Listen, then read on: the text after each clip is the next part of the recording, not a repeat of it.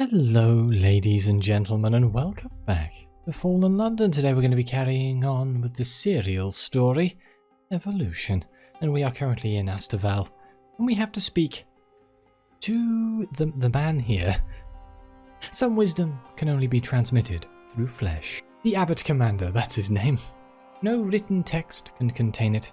No science can tabulate it. The fingers must feel, the mind to discern the meaning. The Youthful Naturalist studies the citadel's living rock, running his hands over cracks and crevices. At another time, he might have taken samples, transcribed measurements. Today, touch will have to be enough, and sometimes even that is too taxing. Let's introduce the Youthful Naturalist to the holy man and explain our circumstances. Sent by Saint Fiacres, eh? Asks the Abbot Commander, slurping sherry. Your previous wrestling match has won you some cachet, and he listens as you describe, well, whatever you can. It's difficult when you can't pinpoint the errors in your methodology. Let me go ahead and guess, says the Youthful Naturalist. The design isn't meant to be known. Life is suffering, the Lord works in mysterious ways. Indeed, the Abbot Commander chuckles. But always groping in the dark. And the gospel is the light, continues the naturalist. But the Abbot Commander is severe. No, he spreads his 6 arms. The gospel is another hand. Even in the dark, we can reach out and feel. We can discuss the Youthful Naturalist's treatment. What remedial course should the Abbot Commander propose? The Abbot Commander strides around the naturalist, looking at him from each side.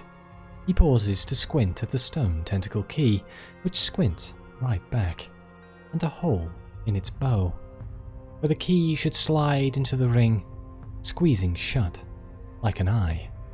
I'll need to give your friend a thorough physical examination before we do anything else, says the Abbot Commander. He cracks his knuckles, all 30 of them.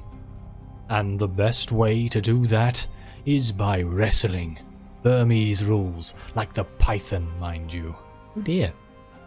It's as if someone has struck a bell to signal the first round in a ring fight.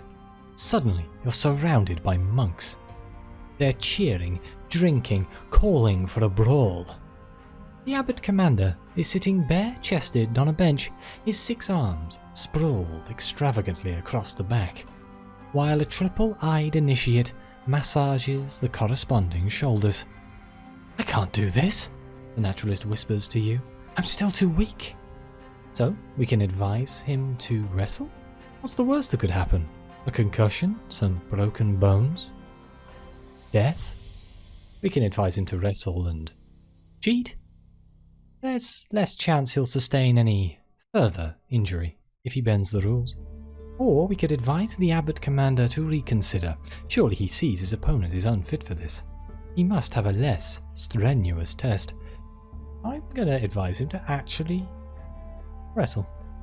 It certainly isn't a fair fight. And not just because one competitor has extra arms and the other can barely stand straight. The Abbot Commander knows pressure points too, and strategies, maneuvers that could crack a zealot's resolve and bend a skeptic's elbow. He didn't use these techniques against you. But just when he has the naturalist pinned and the monks are cheering loudest, the triple-eyed initiate lets out an ear-piercing shriek. He sinks to his knees, covering his third eye. He's been blinded by boiling wax. Another drop strikes your own cheek with a sting. Oh no. Fissures in the ceiling are oozing. More wax bubbles from hairline cracks in the walls. Monks are attempting to hold back the doors, but puddles are seeping inside from underneath. The triple-eyed initiate is keening in a corner, scraping globs from his blinded third eye. And the Youthful Naturalist is tugging at you, saying something you can't hear. The wax wind howls over his voice. Athshaven shakes. Let's retreat into the pilgrim's path. This way, bellows the abbot commander in your ear. Wherever the sea air would typically trickle indoors, burning winds blast through the citadel instead. They poach your flesh. Their currents slice your face like red-hot knives. The abbot commander is marshalling monks, commanding them to descend, down into the caverns where the wax wind cannot reach, although it grasps. "Bolt every window," he shouts. "Barricade every gate." But there are too many openings. Brothers shriek as the wax swallows them whole, their bodies threaded through its massive globs like human wicks. You stumble downstairs with the naturalist, retreating into Godfall. We are now besieged by wax. Deeper within the citadel, there are calm pockets. The wax wind's molten fingers haven't probed this far.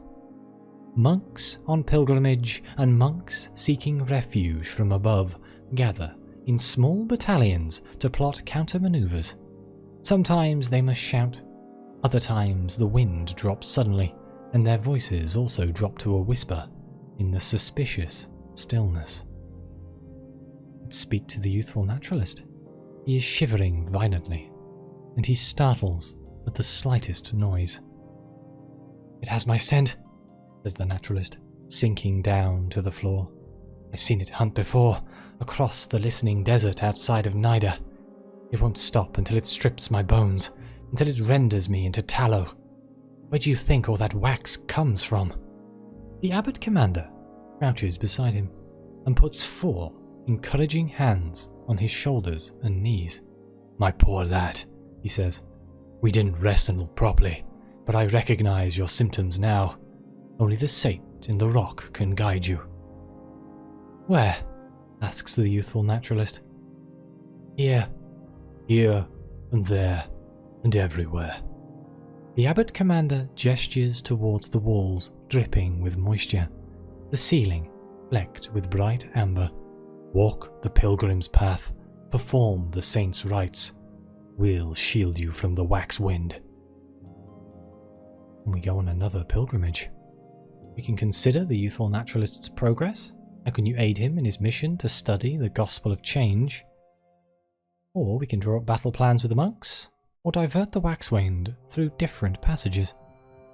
Let's consider what we have to do first. The youthful naturalist walks his own path, bundled in a monk's borrowed robe. He pulls it tight against the wind, leaning on walls as he stumbles through the citadel. His journey this time is his alone. You cannot help him understand the gospel, but you can still curry favour with the saint, providing the naturalist with the chance to meditate. And you can contend with the wax wind before it stops his pilgrimage entirely. In order to study the gospel of change, the youthful naturalist will need to perform 7 rites with Saint Stalactite, battle the wax wind to reduce besieged by wax to 0, and then travel the pilgrim's path to meet the naturalist at each station. With enough Saint Fiaca's favour, the saint may be consented to guide him through the rites. He is currently meditating with Saint Stalactite of the Lesser Waterfall. Okay, well, let's put on our most persuasive clothes here. And we have an 82% chance to draw up battle plans with the monks. Let's try that. This is not conventional warfare. The wax wind cannot be conquered, no more than the mountain of light can be slain or the elder continent tamed. But you are a captain of the Undersea, and you know how to seal ships against the elements. Now you instruct the monks to seal the citadel, how to scrape out hardened wax, where it will strike next, which way the wind will blow, when to withdraw, when to advance, when to bellow a rallying cry. At your command, squadrons move. Let's see if we can do shadow. My shadowy is really bad. I don't think I have shadowy, so I'm just gonna... I'm just going to put on my incognito. A 54% chance. I'll see if I can win, because I'm interested in what it says. Divert the wax through different passages. Its tendrils quest and feel for their quarry. Lead them astray. When the youthful naturalist said the wax wind had his scent, did he mean that literally? Its bubbling rivers coursing through the citadel seem to know where you're going. They ooze after you, branching as you lead them down forked corridors, transforming stairwells into whirlpools and crashing back into the Z. When you leap over a yawning chasm and the wax pours through the gap. Okay, we're almost there. I'm going to go back into my persuasive gear and pass battle plans with the monks and hope we succeed. We failed. Oh no. The abbot commander informs you that they've lost another one. Apparently your proposed battle plan led the unfortunate soul straight to his molten grave.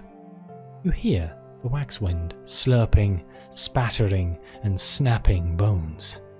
But no, you've misunderstood. Their molten graves, their unfortunate souls. One was lost indeed. One whole regiment. That time we succeeded, and we got our besieged by wax down to 0. So I guess now we go back to the pilgrim's path? You come to a round chamber pocked with shafts and passages. The walls here are different, smooth, cartilaginous.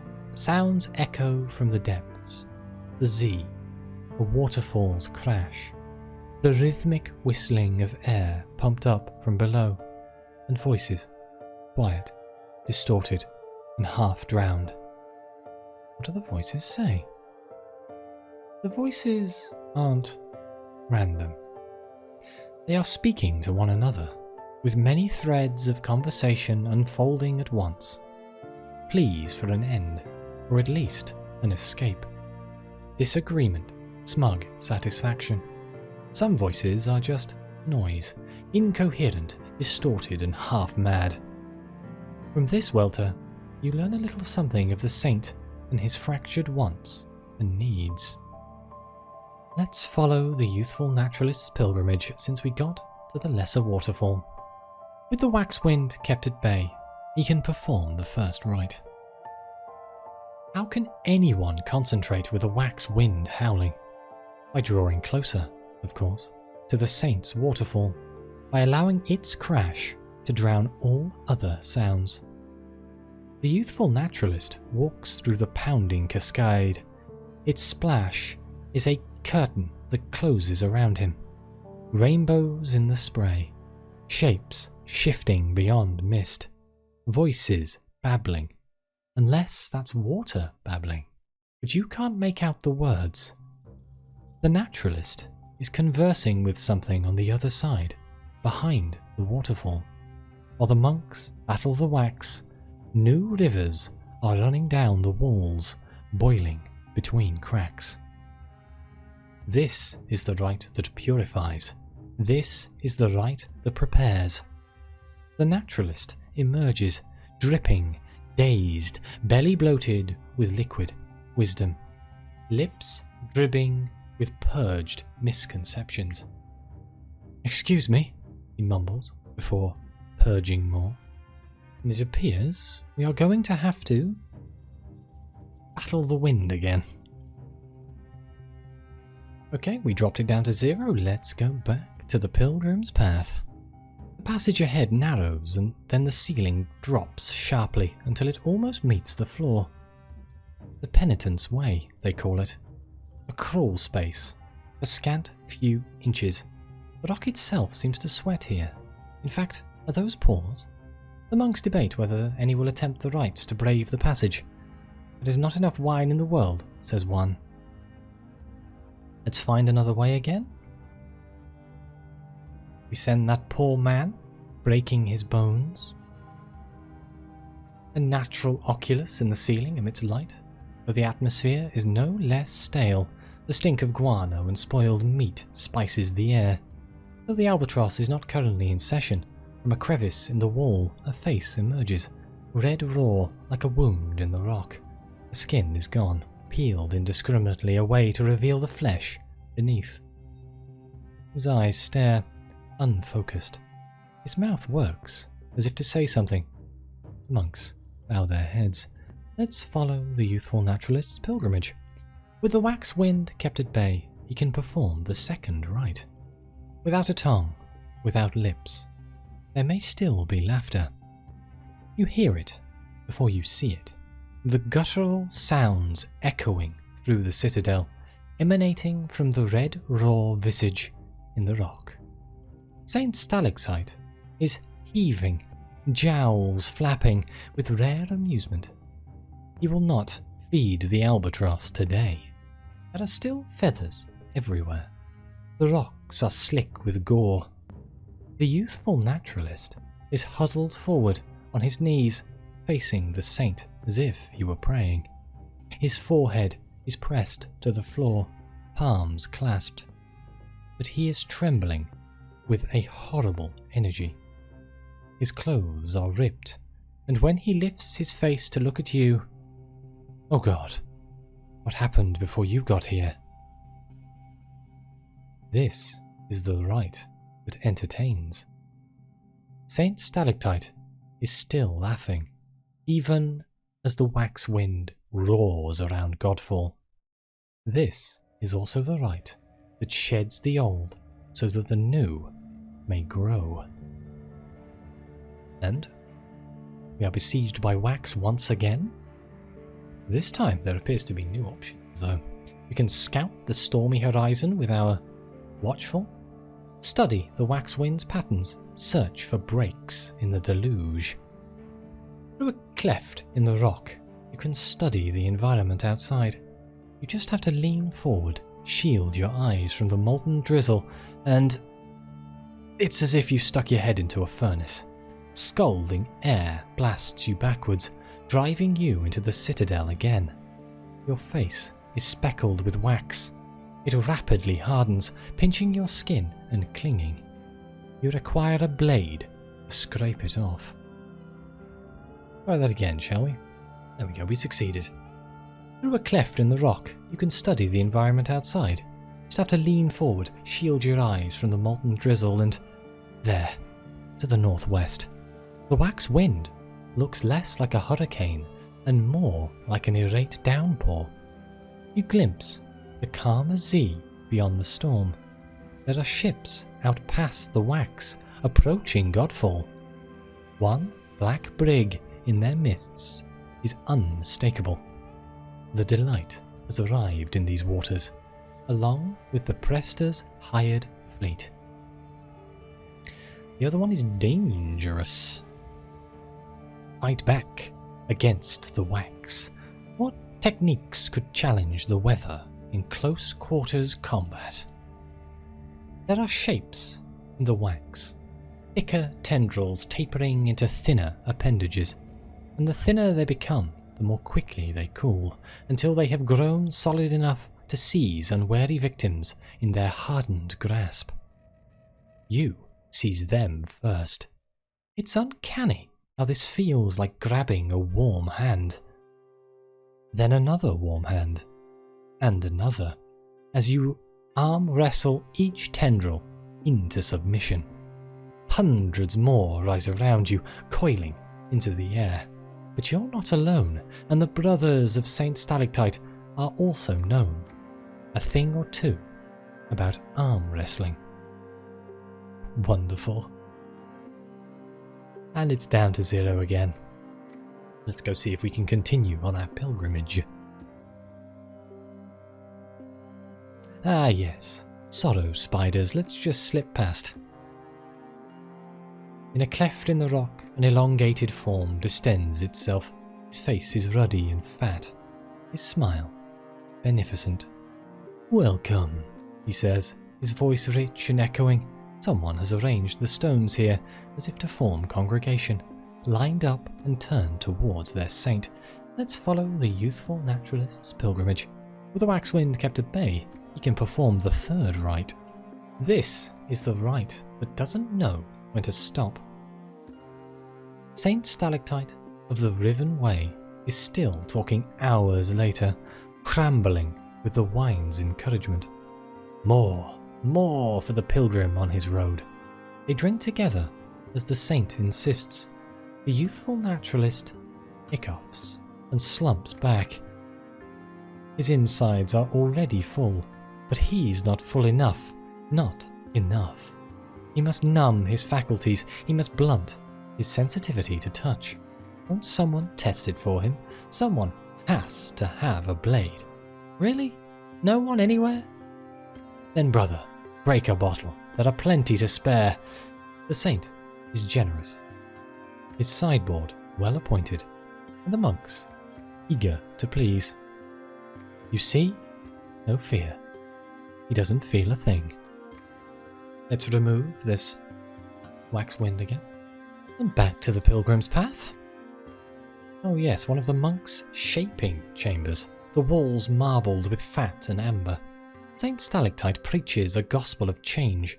This is where they practice rites. The brothers with you joke a little too loud and jostle each other a little too hard. They have to come here. They have to learn. But there's more than one contorted skeleton in this room. We can observe the rites. It might not be enjoyable to watch or advisable. So are we Shabbat. The monks anoint themselves with amber and reshape themselves, a devout verification of the flesh. Their screams are at once pleasure, rapture, and pain. This must be the very centre of the island. The air moves rhythmically through these chambers, as if pumped by an enormous pair of bellows. Let's follow the Youthful Naturalist pilgrimage. The fourth rite, shaping, is an art. Amber is a tool. Flesh is a canvas. Bone and cartilage too, and bile and blood and teardrops shed in joy or in despair. These are the pigments that lend life to both nightmares and dreams. He shines when he emerges from his audience with the saint, slick with effluvia, lemon-scented, whole again, or more than whole. Something moves under his skin. All his lymph nodes are swollen, great nodules knotted in his neck. His pores are leaking yellow slime.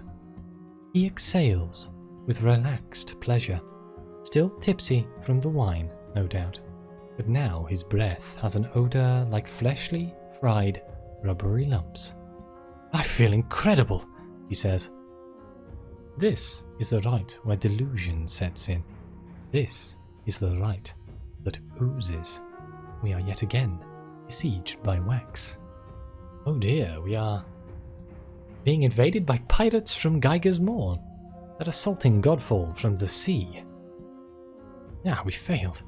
Privateers are scaling the great stalactite, crawling into the citadel. When the tunnels are too tight, they force their bodies, not by shaping their flesh. Their joints bend backwards and their bones splinter. They push themselves through anyway. You're overwhelmed before you even realise you're surrounded. Something blunt cracks against your skull. Bullets ricochet off rock. Monks are shouting, calling for reinforcements, as more pirates storm the corridors. Can we try that again and win? There we go.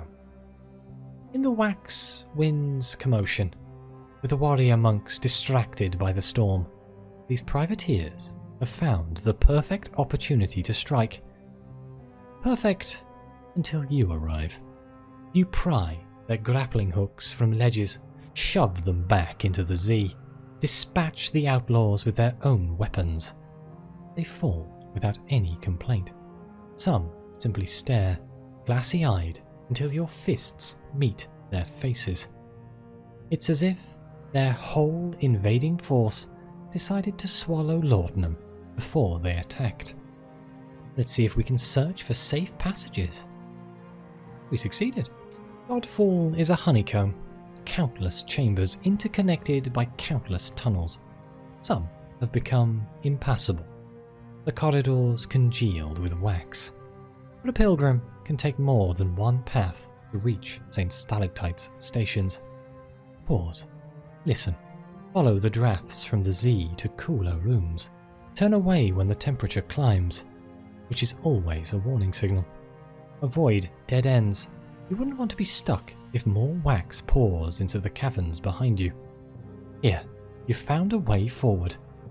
You call back to the monks and lead them through. And we go back to the pilgrim's path? Oh, hello, no we don't. Dueling the masked corsair. This may end badly. She comes through a rift in the cavern wall that opens to the Z. The wax wind's torrents part to let her pass. Monks throw themselves into her path. She cuts them down, carving excess limbs and gouging excess eyes. The last time you crossed blades with the masked corsair, her ship, the Fluke's Folly, was ablaze. This time, you won't escape so easily. Neither will she. We're gonna have to go into danger here. That didn't help as much as I was hoping it was going to. A 52% chance. Let's spend a hard-earned lesson and hope for the best. If she wants a rematch, you can give her one. Oh dear, we failed. Let's try that again. Ah, we failed again. Screams carry down the corridors. Monks roasting in the wax. But even as the storm roars, waves crashing, rocks toppling, the shattered citadel itself shivering, your focus is narrowed to concentrate on a single woman. And it takes all your concentration to fight back. Her sword plunges through every opening. She finds your weakest points and pierces them, slicing and stabbing and dicing. What weak points do you have? The heretic's fate is always sealed, says the masked corsair. You're not the wax wind's quarry. Sacrifice him and spare yourself, or the storm will fill these tunnels to the brim. Godfall will become a candle, and the Prester's hand will light the wick. Ow. Blood and tallow trickle down the walls. Let's try that again. We succeeded. All around the masked corsair, slaughtered monks and privateers are dissolving into the wax that bubbles through Godfall. Her own skin is roasting, blisters rising and instantly popping. She doesn't seem to care. She advances without mercy. And so do you. If mercy is something you know, you've forgotten it for this moment, at least. But you remember skill and strategy, you remember speed, and you remember how to exploit an opening. The Abbot Commander is behind her. She doesn't see his 6 arms spread, unfurling like a giant squid. But you see them, and she sees your expression change. By then, of course, it's far too late for her. Even with his anatomical advantages, the Abbot Commander struggles to keep the masked corsair pinned. There are arms everywhere. You can't tell which hands are connected to which bodies. That blood, however, is definitely his, and those teeth are definitely hers. He screams as she bites down deeper. "Her mask!" yelps the Abbot Commander. "Take off her mask!" Her mask has other ideas about coming off, but the Abbot Commander has cracked the lacquer. At its edges, her skin starts to peel, still stuck to the mask's underside. Then it's loose, and the unmasked corsair is screaming. You can't tell whose blood is whose anymore. She scrambles away on all fours, panting and staring wildly. This isn't the Mythendrake office. Where am I? Another knife, concealed inside her boot, is suddenly in her hand. Don't send me back. Not to the Delight. Anything but that nightmare. The knife misses its mark, sticking uselessly into a wall. But she's already gone down another tunnel, scurrying like a kicked dog. We got a sky glass knife. These turn up in the ruins. From the third city, it's said. They're useless as cutlery, but handy for murder. We got a shattered mask. Elegant lacquer cracked down the middle. In order to serve the College of Morality, one must wear the appropriate ocean on one's face. Okay, and after that, I think it's time for us to go back to the Pilgrim's Path. The walls here are a frantic scroll, writing layered over writing in an incomprehensible lithographic palimpsest. A stone juts from the floor, riven with cracks, and from within, 100 eyes staring out. Here's that impossible challenge again. The saint contemplates the words from every angle. What story do they tell? 10% chance. You stare at the walls, waiting for them to begin to make sense. Find a thread, follow it up to the ceiling, back around. What? No, that can't be. The saint's eyes turn to you, questioning, piteous, mocking. You should try to forget this place. Okay, and let's follow the Youthful Naturalist pilgrimage. Obviously, we've reached the lowest point of Godfall. Here, the Z lies exposed through a schism in the floor, and the walls effloresce with sharp crystals. The saint is here too, his face crusted with salt. He forces his eyes open with a crack, and his gaze tracks you across the chamber. Well, with the wax wind kept at bay, he can perform the fifth rite. He struggles to wield a rock as a chisel. Each time he chips off a chunk, another calcifies, slime congealing on his skin, teardrops sticking to his face, hardening into spiral patterns. His notebooks from Klein are open, their diagrams guide his hand. I know how this works. This can't happen to me. Saint Stalactite has already withdrawn, obscured by the accumulating salt, and left the Youthful Naturalist to his own devices. His efforts grow more frenzied as the slime continues to congeal. Chip, chip, chip. He scrapes himself with the rock. Chip, chip, chip. Violently, desperately chiseling as the wax wind shrieks through the schism in the floor. Get off! Get off! But it's inside. It can't come off. Instead, it must come out. Now we have to repel a force again, or search for safe passages. Let's just try and repel the force a few times. There we go, no longer besieged by the wax wind. Back to the Pilgrim's Path. A side cavern conceals a chaos of mechanical parts. These aren't remnants of the stalactite's previous occupants. Someone has been collecting equipment and stashing it down here. Ooh, we can comb through the trove or confront the monk. We don't have an option for the pilgrim. Well, we confronted the monk last time. Let's just comb through the trove. An old regulator, long breached canopy canvas. This might prove useful, if it weren't stranded so far underground. We leave the piece where it is. That monk has taken note of your reprisal.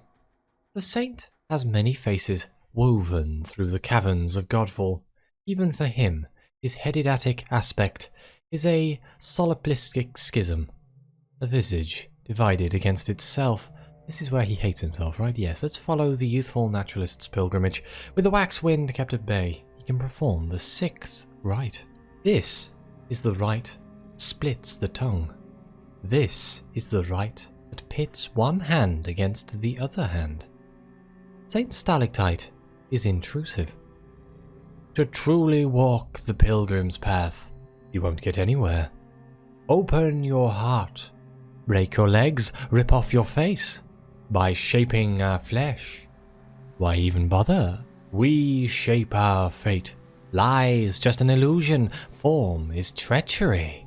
The stone tentacle key in the Youthful Naturalist's neck is particularly sensitive to this little sermon. It spasms like a salted slug. Without the operation at Port Cecil having secured it to his spine, it would wriggle away and escape. But he sits calmly and listens to the saint. His legs are crossed, his eyes are closed, his fingers trace spirals on the floor, each circling in a different direction. We got apostates psalm, a fragment of a forsaken liturgy, stricken from the canon and altered by exile, a whisper from a forgotten gospel, A word in the wild. I don't think I've ever seen that before.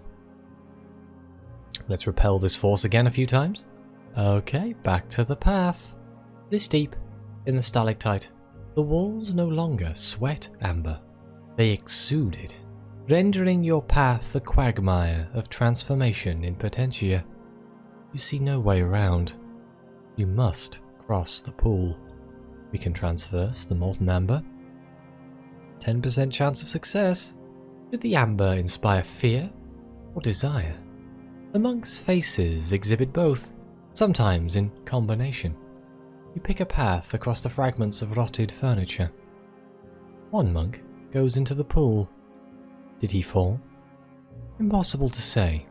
He screams, though is that laughter beneath, and cries out to his brothers. His words are swallowed by the amber. You have reached the furthest point in Godfall. You've come at last to the edge of Godfall. The chamber in which you find yourself opens out over the Z towards the stalactite's tip, sheared off long ago and now inaccessible at the far side of the chasm. The monks, though, look not outwards, but upwards. A chimney shaft extends all the way to the island's surface, affording a view of the roof. From within, framed by a halo of false stars, you see another face, smiling beautifully down. Apparently I can't perform the rite, which is a problem? Yeah, I don't have favours. I can hear a wind-snatched sermon. This face likes to address the surviving pilgrims. The odd word is actually audible. It's peaceful here. This aspect of the saint can talk for hours, whether he can be heard or no. Half the monks claim he was the saint's first face. Those more enlightened chide him. To think like that misses the point of his teaching. Do they mind not being able to hear the pronouncements of their saint? But it's not always about the message. Sometimes it's simply enough to stop and listen. I feel like not being able to do that final thing there has caused some issues, and I'm not entirely sure why I couldn't do it. The way forward from here is up, past the face of the saint, to the island's surface. The wax wind has cornered you. The only direction is up. Wax bubbles into the tunnels below, compelling you to climb. The shaft runs all the way to the surface of Godfall. And when you emerge, the Abbot Commander is already waiting, like a nurse prepared with anesthetics for a wounded soldier. These anesthetics are rather good years. Other monks are also fortifying themselves, liberally, but it's only a brief respite from their battle against the wax wind. Soon enough, they will have to regroup. I have to go do another pilgrimage because I didn't get the final part of the other one? Okay, well, I guess I'll cut this out. Okay, so I've gone through the pilgrimage once more, and here we are, at the edge of Godfall. We can follow the Youthful Naturalist's pilgrimage. With the wax wind kept at bay, he can perform the seventh rite. Look aloft, into the chimney shaft. See what the Youthful Naturalist sees. Hear what he hears. Wind whistling through the rock. Through the conchs arranged in circles around the cavern. Words spoken by the wind and by the shells and the Z. Warnings. He stands at a spiral's centre, shaped by the island and the shells, by currents that flow underneath his flesh.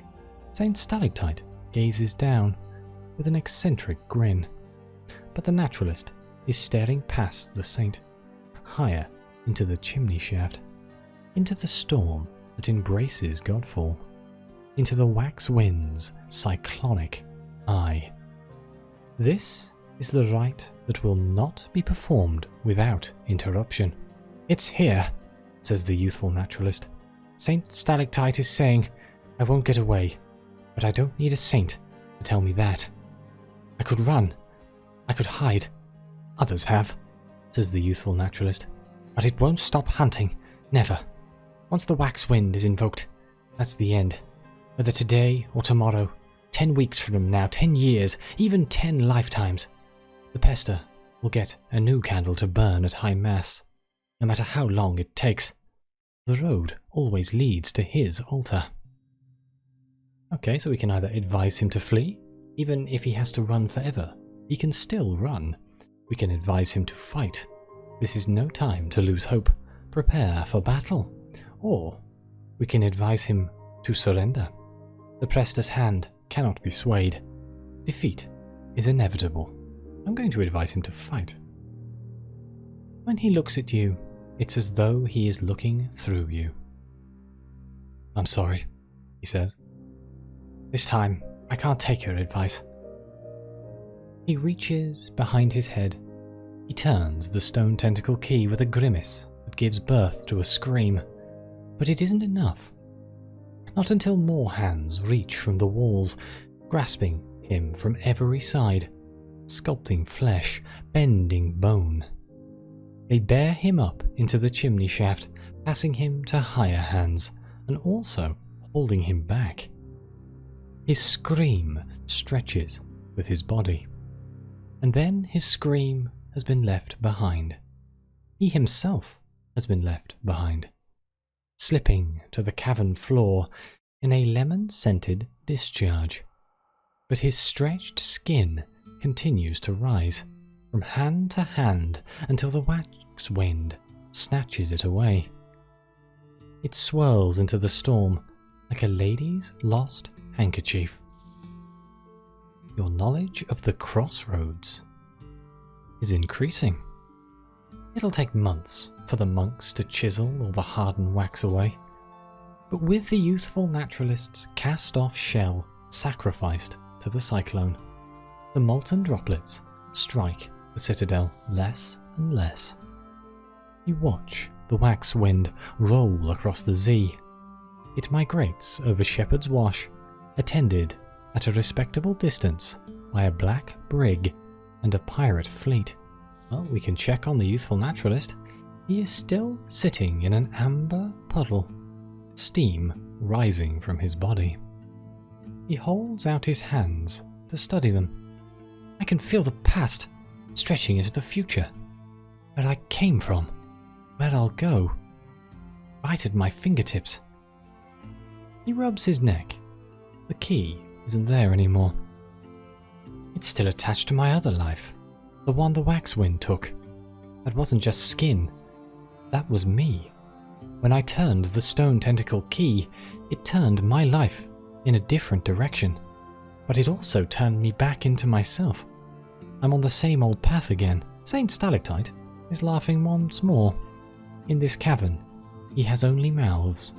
His mockery echoes into the tunnels, filling Godfall with holy amusement. Very funny, says the naturalist. His hands made me turn it this way.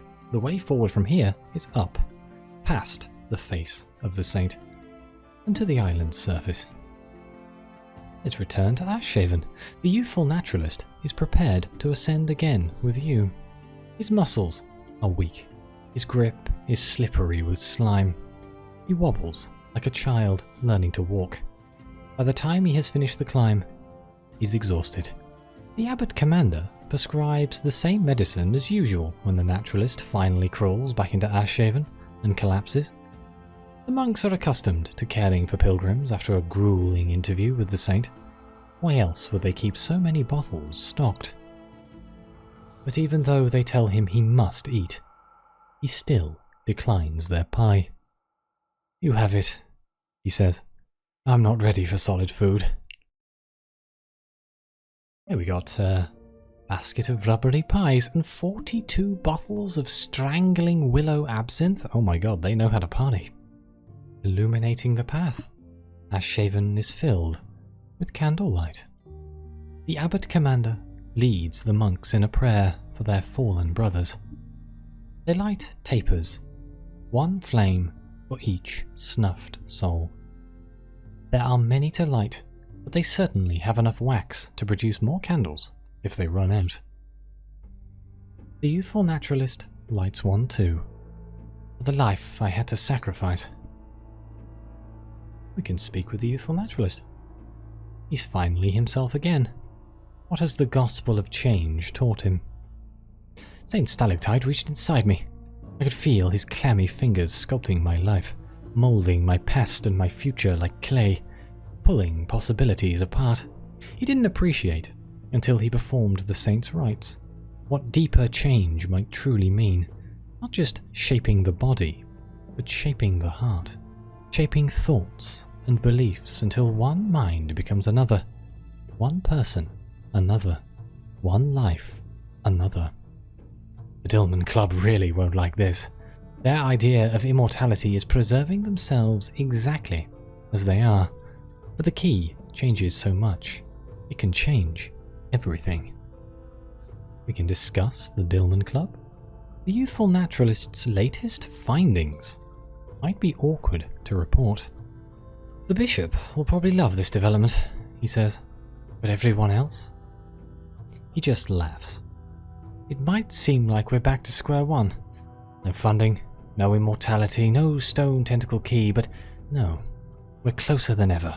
So close, I can feel it. He flexes his fingers, and his eyes gleam with an amber sheen. I have a contact in London. She's a charwoman by day and an extremely talented thief by night. By now, she should have acquired what we need.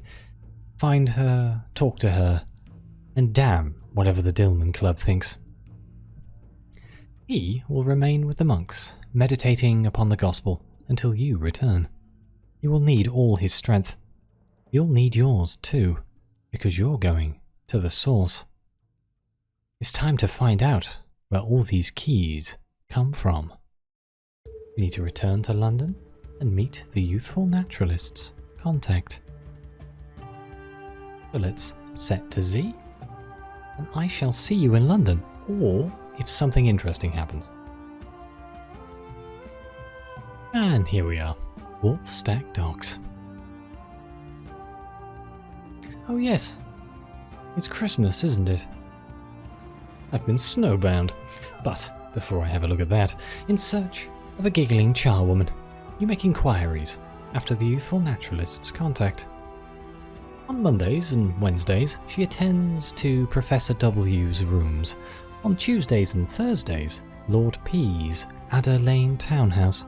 Fridays and Saturdays are Admiralty work, and Sundays, of course, she dedicates to the church. The loquacious vicar trusts nobody else to scrub the chapel floor. But you can't seem to find her at these addresses. You do, though, find a package when you return to your lodgings. Let's open the package. It's postmarked from Port Cecil, of all places. Not so very long ago, you sat down to dinner with an open-handed inspector from Iron and Misery. You entertained him at the Poisoned Pawn.